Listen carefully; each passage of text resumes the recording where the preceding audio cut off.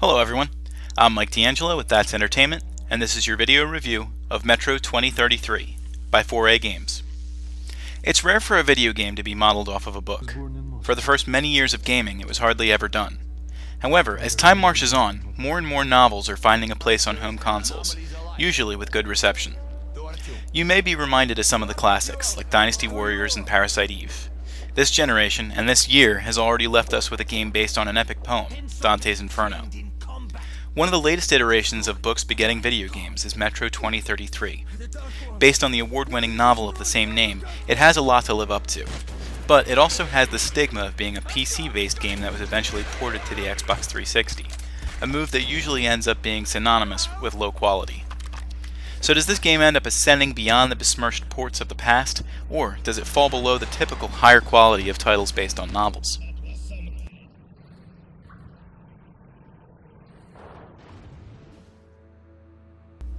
Metro 2033 takes place around 20 years after a nuclear war broke out across the world, sending the planet into a radioactive future where no one was safe to walk the surface.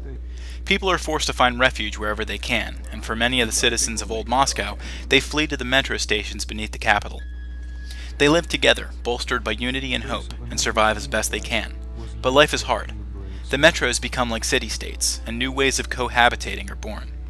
The people soon learn, however, that peace and harmony are not restricted to humans alone. The game follows the trials of a man named Artyom, who sees firsthand the dark and frightening creatures that now threaten to invade the metros. Mutated monsters swell into Artyom's metro, threatening everyone's very survival. But a wise hunter knows better, that there are more terrifying things beyond the safety of what everyone calls home. Artyom finds himself tasked with eliminating these dark beings before they can wipe out the last remnants of humanity. Good to see you, Alex. This game is fairly typical for a first-person shooter. The controls are a little clunky, notably when taking aim or trying to move carefully, but nothing in the game really feels broken. The AI sometimes feels a little off thanks to the undependable partners you have, but even that can be forgiven. What ends up making you want to pull your hair out is the lack of direction the game sometimes finds itself embracing. Often you'll be faced with so much opposition that you won't clearly be able to decide what to do. Sometimes you'll believe you're going in the correct direction, only to figure out that you've just opened up your last can of whoop-ass, on yourself. These things can be utterly frustrating. Luckily, the game doesn't penalize you too badly for dying. Punishment is on the menu, however. Since Earth embraces a nuclear winter, radiation runs rampant in the world above, as well as in certain places connecting the metros. Because of this, Artyom needs to utilize a gas mask to keep from expiring. Unfortunately, this leaves you with one more set of supplies to keep track of. In a game where first aid and ammunition are already scarce, it can be quite unnerving.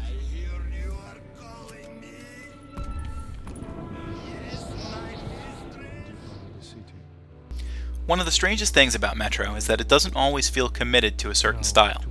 Sometimes it seems like it's trying to be a gritty, unforgiving post-apocalyptic war story, while other times it gets very close to scaring you enough to turn the lights on. It never embraces either genre fully though, and for that the game can be somewhat disappointing. Graphically, it shines a little bit more. There are some instances of some wonky or weak animations, but for the most part, Metro 2033 delivers a world that still has life, despite the havoc unleashed on the surface. The music is lacking, and the sound redundant, but the voices clearly have a place in the game, helping to ground you in the world that 4A created.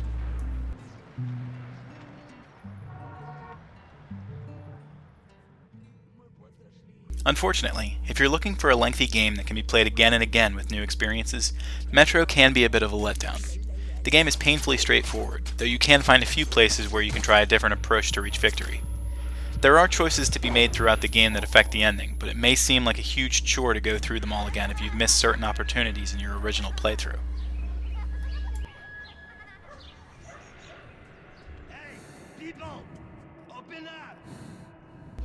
When it comes down to it, Metro 2033 may be a perfect mixture of both of the styles of games it comes from. If it were a fully fledged console-developed game, it might have abstained from some of the glitches that can really piss off gamers. However, because of its novel roots, it does manage to retain the success of some fairly good writing and atmosphere. If you can find the balance of enjoyment between these two, it may be a fun way to use up a few hours of your time. That's Entertainment awards Metro 2033 a score of 7.5 out of 10. Are you deaf in there? We're going to be